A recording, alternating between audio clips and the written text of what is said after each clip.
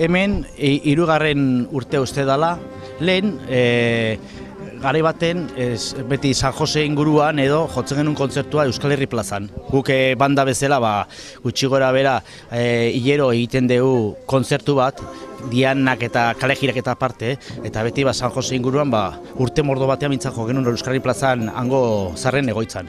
Ua itxi zutenean, hasi ginen, guk nola inbargion kontzertua herriko plaza bate jotzen, eta orain dela 3 urte edo, uste dituzutela berriro hasiko ginak etortzen, etorri ginen, da badirudi oso gustatu zutela, ze urtero berriro ditzen dute etorriko gean. Bertan dauden helduentzat ere, pixka bat ezberdina izango da, ez? Pozik egongo dira egun honen zai, zerbait ezoiko egiteko.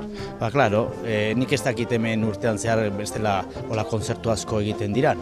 Eta, guk etortzen garen honea, saiatzen gara pixka gari bateko doinua jotzen, pasobliak, Latin Ameriketako doinua, mamboak, tangoa, mexikarrak eta hola, nahiz eta urten, pixka eta trebitu xamarri jokatu dut, eta sartu dut Duiparpelen moldaketa bat, hoi da rock.